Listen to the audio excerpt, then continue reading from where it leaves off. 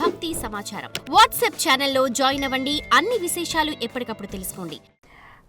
గురుగారు, తదుపరి శంఖ చూడ కాల సర్ప దోషం, ఆ వివరాలు తెలియచేయండి.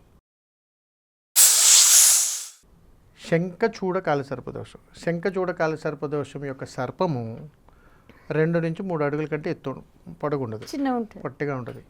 ఇవి ఎక్కువగా చిన్నపిల్లలు ఎలా అయితే అల్లరి చేస్తారో అట్లాగే అల్లరి చేస్తాయి. ఈ శంఖచూడ సర్పం ఎక్కడున్నా కానీ దాని చుట్టూ చిన్న పిల్లల పాములు ఉంటాయి. పిల్ల పాములు 4-5 తిరుగుతుంటాయి. ఇది మేతకి వెళ్ళిపోవడం, తీసుకురావడం, పెట్టడం, ఇది శంఖచూడ సర్పం. ఈ సర్పం యొక్క ప్రతీక ఏంటనంటే సంతానం. ఎప్పుడు పిల్లల్ని వేసుకుని తిరుగుతుంటుంది. ఎక్కడ పోయినా పిల్లలతోటే సంచారం నడుస్తుంటుంది. పిల్లల్ని చోట తీసుకెళ్ళిపోవడం, చోట కూర్చోడం, ఆహారానికి వెళ్ళడం, తీసుకురావడం, కూర్చోవడం, పెట్టడం. మళ్ళీ కోడలితే 3-4 ఉంటాయి. అయ్యో ఒకటి తీస్తే ఇంకోటి వస్తుంది, తీస్తే పెద్దది వస్తుంది. అమ్మ ఇక్కడ చాలా పనులని పారిపోతాం మనం. అట్లా ఒక కోడి పిల్ల తీసుకుంటే తన పిల్లల్ని ఎలా అయితే కాపాడుకుంటుందో ఈ శంఖచూడ సర్పం కూడా సంతానానికి ప్రతీక.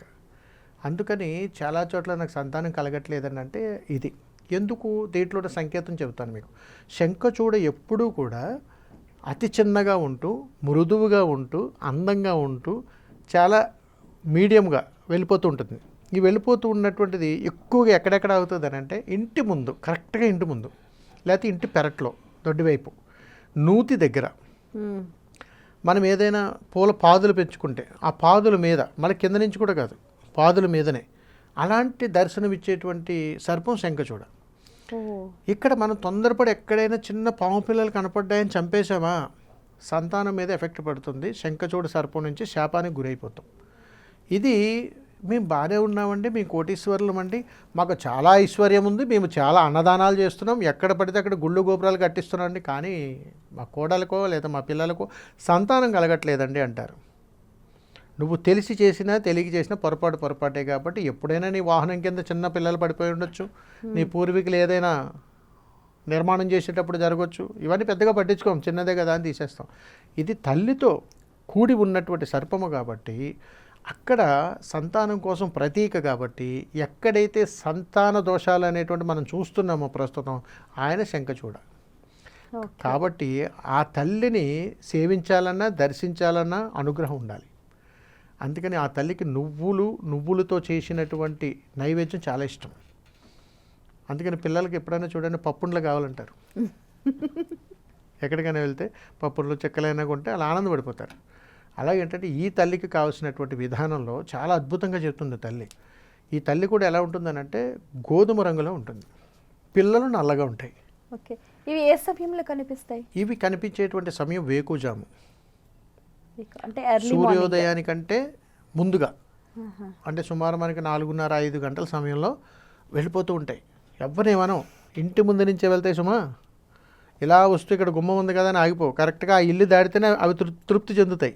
శంఖచూడు అక్కడ తృప్తి చెందుతాడు.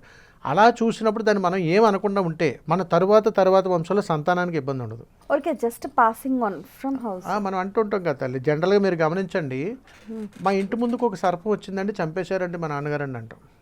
నేను ఎవరు చంపన్నారు? నీకు యోగం ఇవ్వటానికి వచ్చింది. ఆ యోగంలో శంఖచూడు ఎప్పుడు కూడా అది ఒకటి వెళ్ళగానే వెనక 2 పిల్లలు వస్తాయి.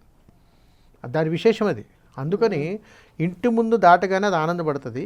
చూడగానే మనం ఎప్పుడైనా చూసినప్పుడు దాన్ని వదిలేసి ఒక నమస్కారంగానే పెడితే భవిష్యత్తు కార్యాచరణ ఎప్పుడైనా సరే మన తరతరాలు ఎప్పటికీ సంతానానికి ఇబ్బంది ఉండదు. ఆ ఇంట పుట్టినటువంటి బిడ్డ యోగ్యుడవుతాడు, లేదా రాక్షసుడే చంపితే.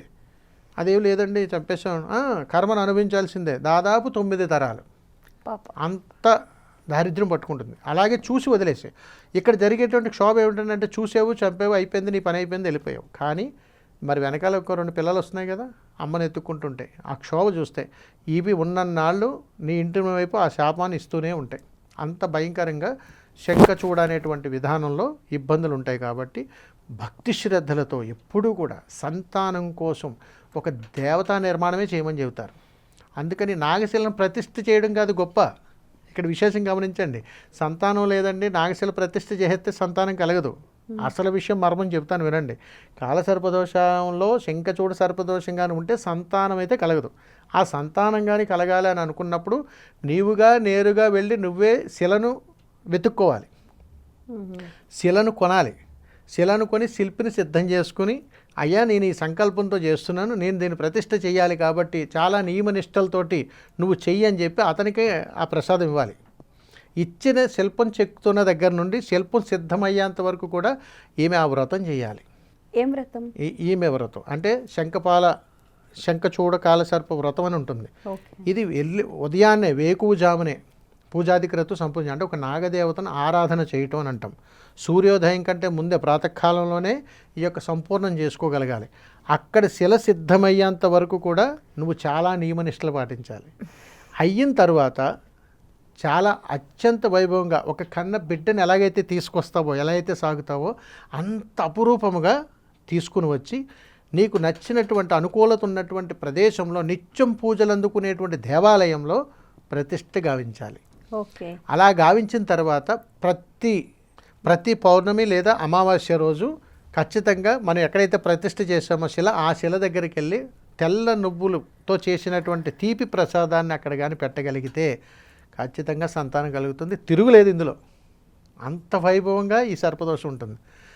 కాబట్టి మన పూర్వీకులు ఎక్కడో కర్మ చేశారు కాబట్టి ఇప్పుడు మనం అనుభవిస్తున్నాం. అయితే ఆ నివేదన ఎన్నిసార్లు పెట్టాలి? ఒకటేసారి పెడితే సరిపోతుంది? అలా ఉండదు తల్లి. ఎప్పుడైనా సరే నివేదనలు 3, 6, 9, 12. ఓకే. అన్ని వారాలా?